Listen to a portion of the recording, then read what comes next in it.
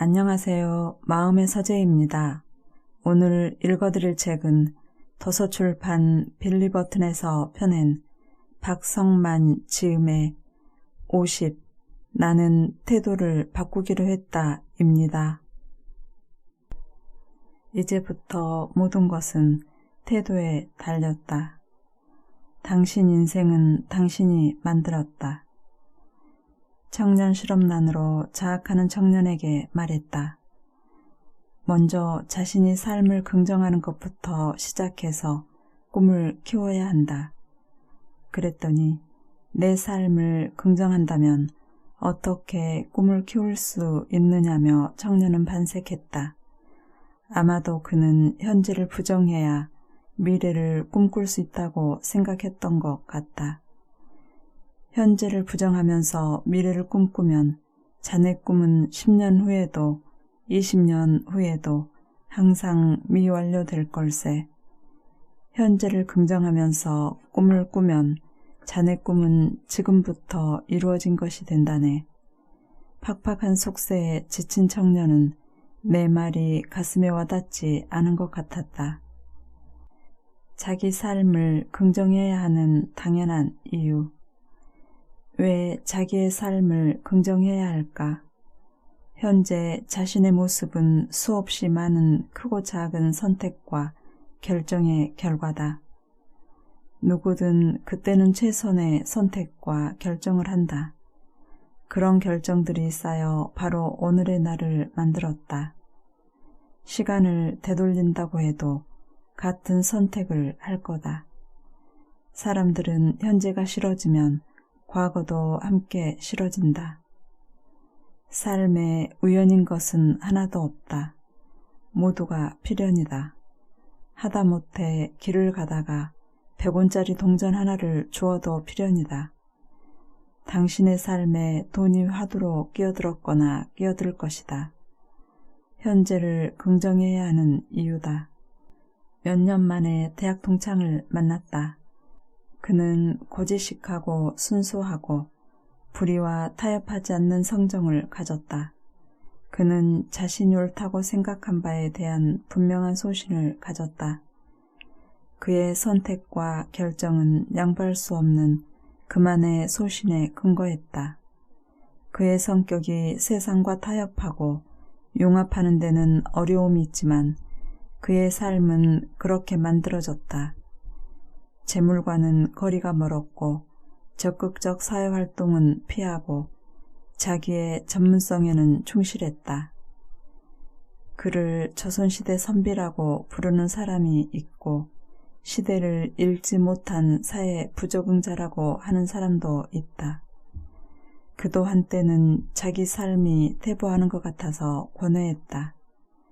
삶의 방식을 바꾸어 볼까도 생각했지만 바꾸고 싶지 않았고 바뀌지도 않았고 다른 것은 자신에게 어울리지도 않는다고 했다. 이런 사람은 아내가 그의 진실을 알아주기까지 긴 시간 동안 아내와 갈등도 불가피하다. 그렇게 나이 50 중반을 넘기니 그는 자기 철학에 완숙한 사람이 되었다. 서서히 은퇴를 준비해야 하는 시기에 그는 자신의 삶을 수레했다. 내가 비록 변방의 선비처럼 살아왔지만 내 삶을 후회하지 않는다네. 후회라면 그런 내 삶을 좀 더 긍정하고 감사하지 못했다는 걸세. 나는 나답게 살아왔고 앞으로도 그럴 걸세. 지금보다 내 삶을 조금만 더 긍정하고 감사하면서 나는 직업상 사람을 1대1로 만나서 깊은 이야기를 나눈다.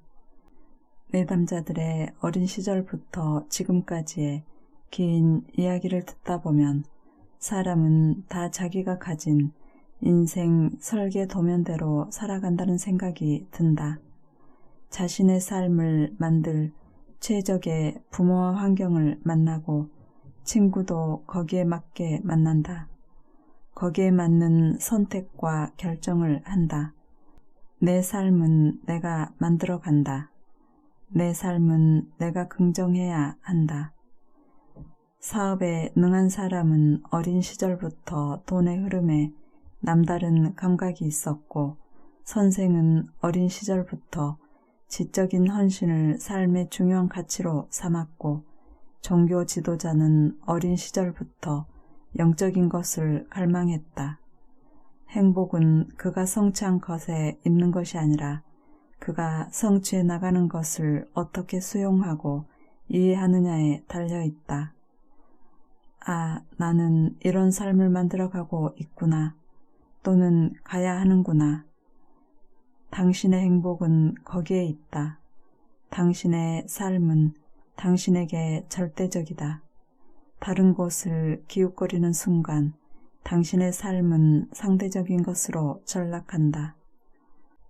이 순간 여기에 살고 있으니 얼마나 기쁜가. 흙으로 돌아가는 연습을 하라. 인간과 겸손은 라틴어 흙에 어원을 두고 있다.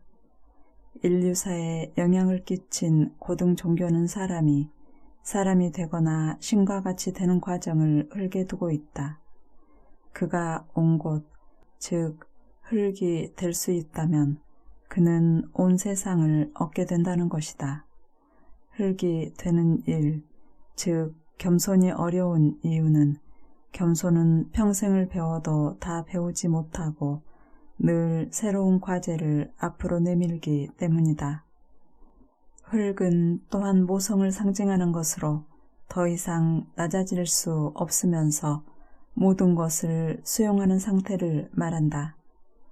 고대 철학자 아우구스티누스는 기독교의 첫째 덕목은 겸손, 둘째 덕목도 겸손, 셋째 덕목도 겸손이라 했다. 불교의 최고 덕목인 자비도 흙으로 낮아지는 겸손이 없이는 실천이 불가능하다. 원효대사는 그 유명한 해골물 마신 사건으로 모든 것은 마음에 달려있다는 깨달음을 얻었다. 그는 당나라 유학을 포기하고 연병이 도는 마을로 내려가 봉사했다고 한다. 흙이 되는 겸손으로 자비를 실천한 것이다. 사람의 몸이 한 줄매 흙으로 돌아가는 것은 정한 이치다. 마음도 몸처럼 흙이 되어야 사람의 본분을 실천할 수 있다. 꼰대는 어떻게 탄생하는가? 평균 수명을 90세로 볼 때 절반인 45세는 삶의 변곡점이다. 변곡점에 다다르면 몸이 약해지거나 병이 온다. 몸은 서서히 본래 온 곳 흙으로 돌아갈 준비를 한다. 몸에 거주하는 마음도 이전에 없었던 낯선 감정을 만나는데 그것은 우울과 무력이다. 하여 나이 50에는 건강과 우울증을 조심하라고 한다. 그러나 변곡점은 위기처럼 찾아오는 성장의 기회다. 그 나이에 운동을 새로 시작하거나 취미생활을 찾는 사람이 많은 것은 우연이 아니다. 등산은 심신의 우울과 무력에서 벗어나게 하는 좋은 운동이다. 나이 50의 변곡점에서 포물선은 땅을 향해 내려오기 시작한다. 마음도 여기에 맞추어 흙으로 돌아갈 준비를 해야 한다. 2019년 12월에 중국 우한에서 발생한 코로나19 바이러스로 지금 대한민국을 비롯한 전 세계는 총체적 난국이 되었다. 코로나 바이러스는 박쥐에서 발생한 바이러스와 상동성이 89.1%라고 한다. 박쥐 요리가 코로나19의 직접적 원인이라고 단정할 수는 없지만 중국에서 박쥐 요리는 신분을 과시하는 보양식이라고 한다. 보양식은 몸의 변화를 영리하는 것이고 야생동물 요리는 사람의 먹잇감을 영리하는 것이다. 순리는 자연스러운 흐름을 가지고 있어서 분별하기가 어렵지 않다.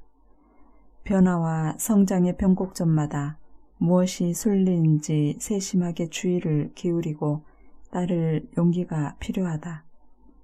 자기 경험과 자기 지식은 순리를 역행하기도 한다. 꼰대는 생애 후반부에 따라오는 가장 대표적인 영리현상이다. 젊은 사람이 당신의 피교육자로 보인다면 당신은 꼰대가 되어가고 있는 것이다.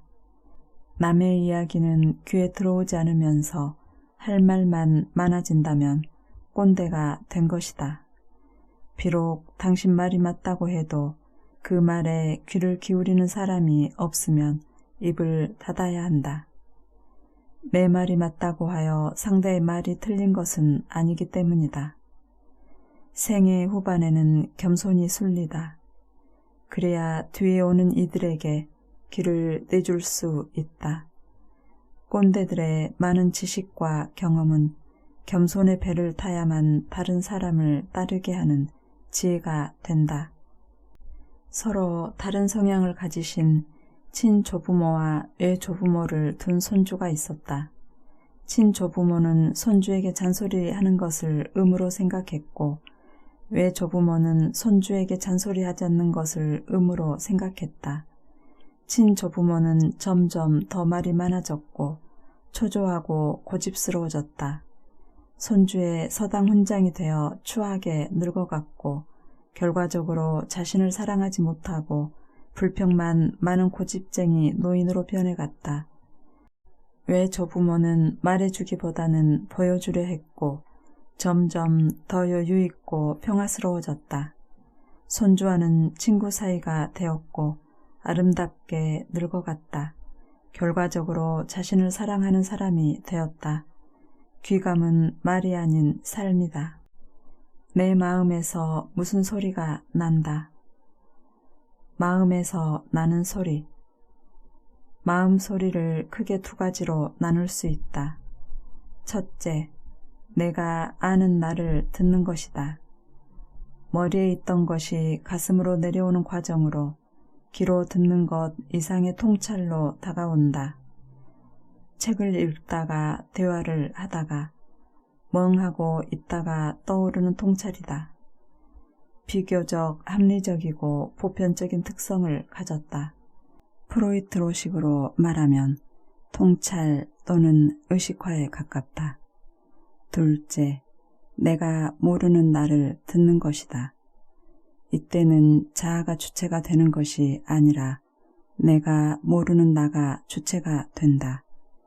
집단 무의식의 원형이 의식과 연결되는 삶의 근본적인 변화, 즉 세계관의 변화가 뒤따른다. 융심리학의 통합 과정이다. 가령 서로 사랑하라 라는 마음의 소리를 들었다고 하자. 의식화의 차원에서는 그동안 사랑하지 못한 것을 깊이 각성하고 사랑하겠다는 다짐을 하게 한다. 통합의 차원에서는 자아의 의지와는 무관하게 강하고 급하게 혹은 천천히 은밀하게 자신도 모르게 사랑하는 사람이 되어가는 것이다. 대기업에서 중견 간부로 일 잘하고 있는 40대 후반의 남성이 있다고 하자. 어느 날 갑자기 퇴직하고 싶은 생각이 들었다. 나는 상담 심리학을 공부해서 지친 청소년을 돕는 일을 하고 싶어. 그러나 생각일 뿐 그의 사회적 페르소나는 결단 내리기 힘들다. 그렇다고 무익한 생각은 아니다. 그는 생각을 실현하기 위해 사이버 대학이나 야간 대학원에 입학할 수 있다.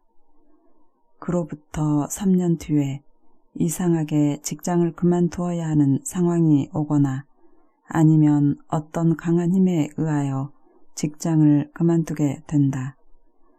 불확실한 미래에 대한 두려움도 있지만 희망은 더 크다. 사람이 새로운 결단을 내릴 수 있는 것은 두려움이 없어서가 아니라 두려움보다 희망이 더 크게 보여서다. 두려움 없는 희망은 희망이 아니다. 마음 공부라는 인생 공부. 이처럼 마음 소리를 듣는 것, 즉 마음 공부는 평생에 걸친 수련의 과정이다. 두려움은 점차 모험과 기대로 바뀔 것이며 미지의 세상을 향하여 한 걸음씩 나가게 한다. 각자는 타인과 비교할 수 없는 진정한 자기로서의 삶을 구현하게 된다. 자아가 아닌 원형이 엔진이 되어 나를 운전하여 가야 할 곳으로 가게 한다. 다음은 융의 말이다. 나 자신을 있는 그대로 받아들이는 것이야말로 세상에서 가장 두려운 일이다. 당신이 가장 두려워하는 것을 찾으라. 진정한 성장은 그 순간부터 시작된다. 나의 일생은 무의식을 실현해가는 과정이다. 우리에게 보이는 것은 말라버릴 꽃뿐이다. 그러나 숨어있는 뿌리는 마르지 않고 언제나 살아있다. 삶은 우리를 괴롭히기 위해서 존재하는 것 같다. 괴롭힘 없이 어떻게 진주가 생기고 진주를 깨낼 수 있겠는가? 해결책이 없다고 하늘을 향해 울지 말라. 마음 밖을 서성이면 마음 밖에 있는 것만 보인다. 지금은 다만 마음 공부를 할 때다. 내가 선택한 것만 나의 태도가 된다. 나이 들수록 말이 많아지는 이유. 타인을 설득하려는 것은 자기 불안을 달래는 행위다. 나이 들어 불필요한 말이 많아지는 것은 소외된 자신의 감정을 다루는 방식이다. 세상의 뒤편으로 물러난 자신을 설득하고 위로하는 것이다. 그때는 자신에게 말을 걸어 타인이 아닌 자기 안의 깊은 곳으로 들어가야 한다. 그곳은 설득이 아닌 대화가 있는 곳이다. 사람은 설득이 아니라 관계의 대상이다. 관계는 상호 이해를 바탕으로 한다. 세상을 설득하려 하면 세상은 점점 더 큰 산으로 변해 당신의 설득을 비웃는다. 세상을 있는 그대로 인정하고 관계를 맺으면 세상은 나만큼의 높이를 가진 더할 나위 없는 나의 친구다. 당신이 당신만의 원리를 가지고 있는 것처럼 세상도 자체의 원리를 가지고 있다. 당신이 설득당하지 않듯이 세상도 설득당하지 않는다. 세상과 관계를 맺으라. 개천에서 용이 된 사람은 그보다 못한 사람을 다 미꾸라지 정도로 본다. 자기 성공담으로 남을 설득하려 한다. 그가 현직에서 물러날 즈음에 그의 주변에 있던 사람들은 모두 남남이 된다.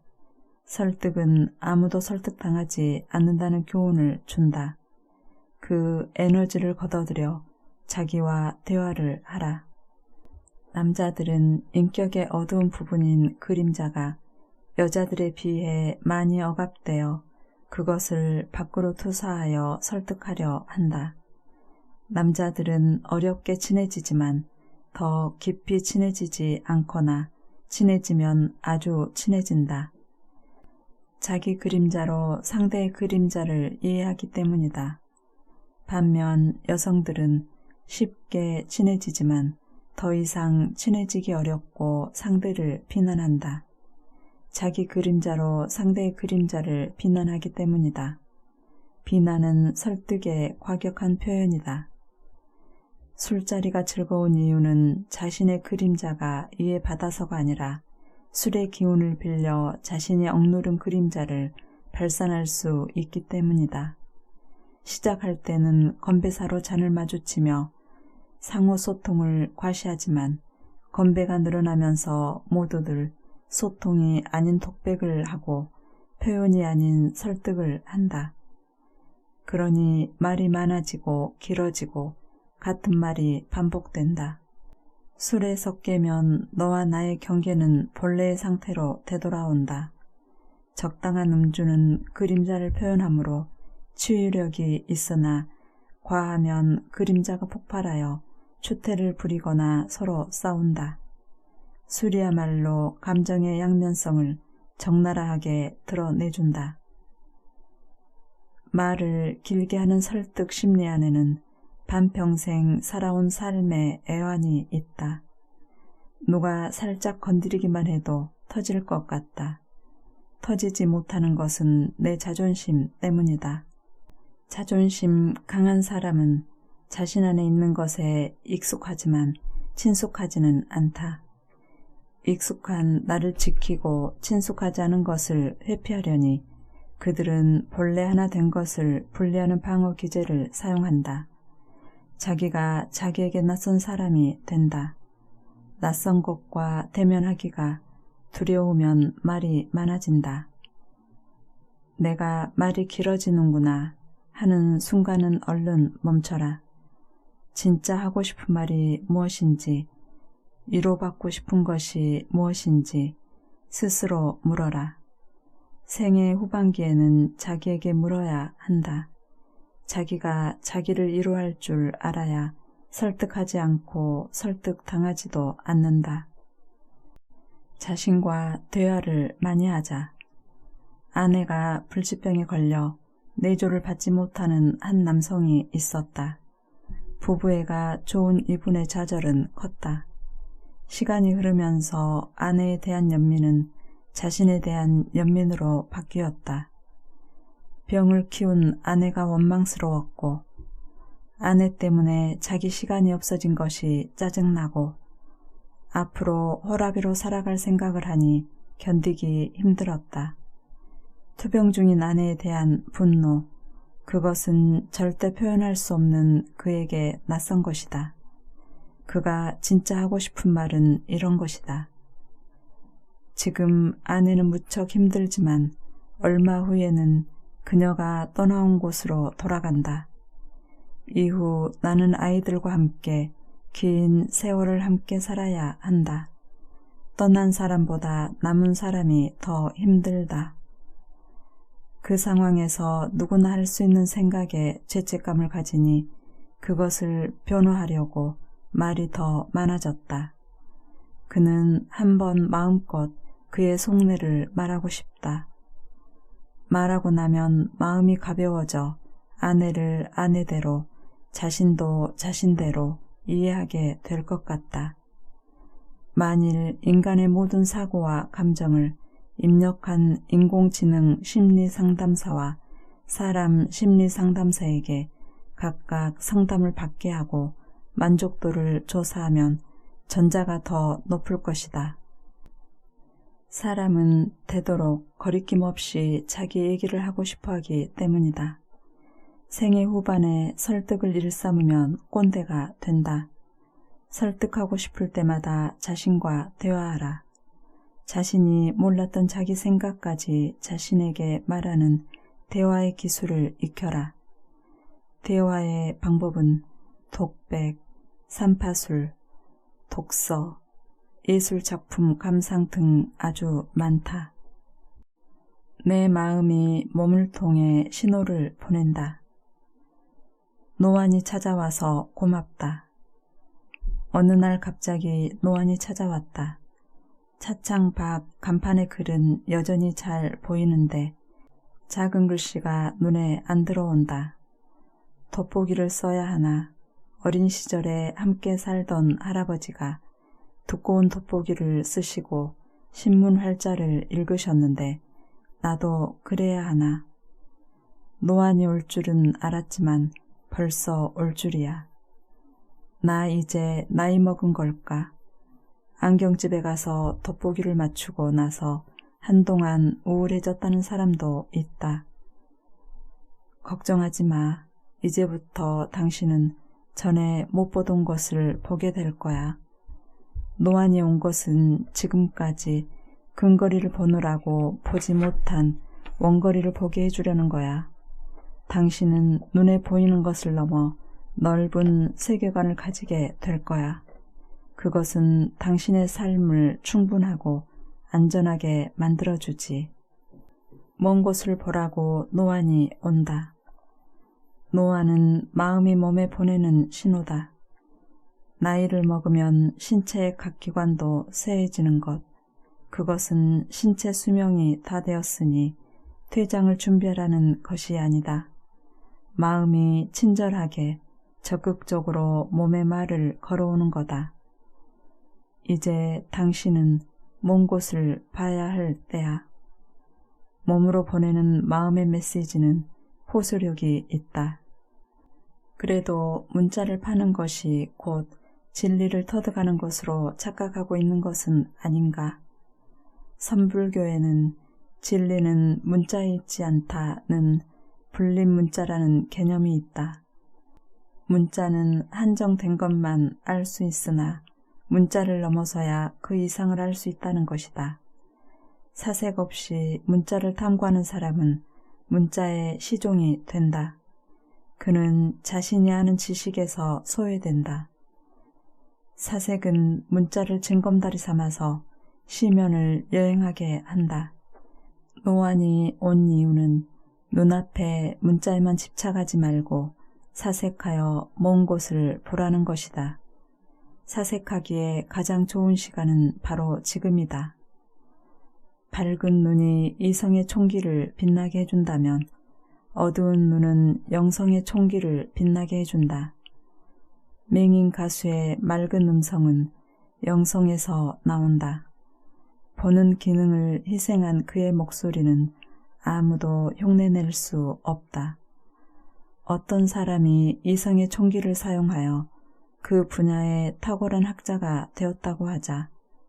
그의 자존감이 올라갔다고 존재감도 따라 올라가는 것은 아니다. 자존감이 현미경으로 가까운 것을 봄으로써 얻는 것이라면 존재감은 망원경으로 멀리 있는 것을 보면서 얻는다. 자존감은 유효기간이 있으나 존재감은 유효기간이 없다. 생애 전반기는 자존감으로 살았으나 생애 후반기에는 존재감으로 살아야 한다. 그래서 멀리 있는 것을 보라고 노안이 온다. 노안이 왔다. 그는 이전처럼 한 번에 몇 시간씩 책을 읽을 수 없다. 안과 의사는 50분 읽었으면 10분 정도는 먼 곳을 봐주라고 한다. 그러지 않으면 두통이 오고 노안은 더 진행된다. 50분을 문자에 투자했으면 10분 정도는 사색을 하라는 것이다.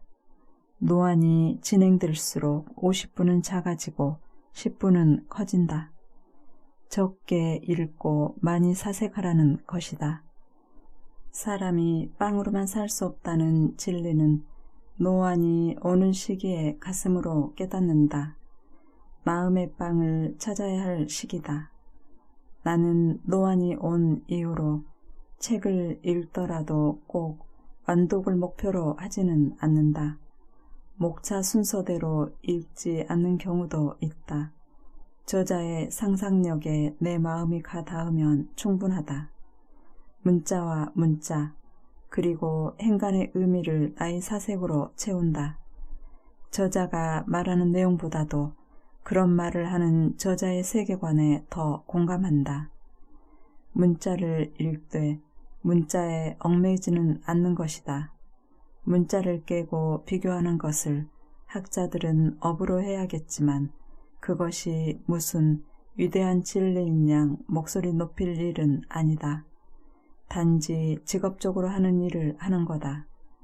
논쟁은 있는 것을 있는 것으로 하지 않으나 사색은 있는 것을 있는 것으로 하면서 마음의 시면에 가 닿게 한다. 빨리 수용하는 지혜. 생애 후반기에 접어들면 누구나 한두 가지 병과 동숙하게 된다. 마음에도 싸워야 할 어두운 그림자가 있는데 몸에 어두운 그림자가 생기는 것은 전혀 이상하지 않다. 건강하게 사는 것은 좋은데 아프지 않고 살 수는 없는 일이다. 몸의 병을 다스리는 방법은 마음의 그림자를 다스리는 방법과 같다. 마음의 그림자는 제거하는 것이 아니라 잘 달래고 다독거려서 함께 살아야 할 대상이다. 동숙한 마음의 그림자는 삶의 추동력으로 작용한다. 예컨대 나약함을 그림자로 가지고 있는 사람은 나약함을 잘 이해하고 달램으로써 따뜻한 인간성으로 대체할 수 있다. 화를 마음의 그림자로 가지고 있는 사람은 화를 잘 다독여주므로 적극성으로 바꿔 사용할 수 있다. 우리는 단 하루도 마음의 그림자에서 벗어날 수는 없지만 그것을 이용할 수는 있다. 몸의 그림자인 질병도 그러하다. 모든 질병은 인정과 수용을 요구한다. 왜 내게 이런 병이? 질병을 원망하면 질병도 나를 원망한다. 아, 내게도 질병이 왔구나. 질병을 수용하면 질병도 나를 수용한다. 자연의 순리인 질병을 후회하고 불평하는 것은 자연을 거스르는 어리석은 태도다. 임종과 죽음 의학의 거장인 퀴블러-로스는 중병을 진단받았을 때 사람들이 보이는 첫 번째 반응은 부정이라고 했다. 아니야, 오진일 거야. 병원 쇼핑을 다닌다.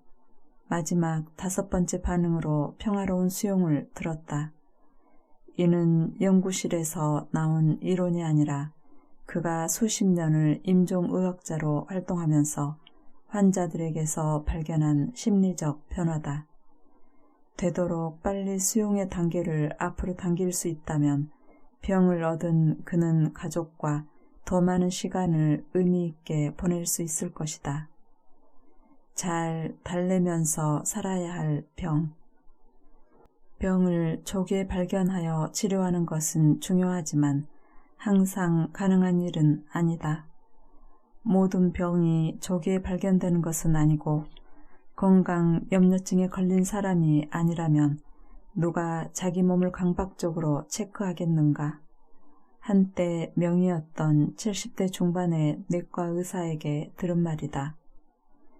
정기검진이 꼭 필요한 것은 아닙니다. 사람의 몸은 치료가 필요하면 자각증상으로 신호를 보냅니다. 그때 치료해도 됩니다. 자각증상이 없거나 있어도 치료할 수 없는 병이 왔다면 그 병은 내가 가지고 가야 할 내 것입니다. 잘 달래면서 살아야 합니다. 죽을 병이라면 죽을 때가 되었다는 것을 받아들이면 됩니다. 내 말에 동의하지 않는 분들도 계시다는 것을 잘 압니다. 40년 내과를 진료한 의사의 말입니다. 현자는 병이 오면 어떻게 할까?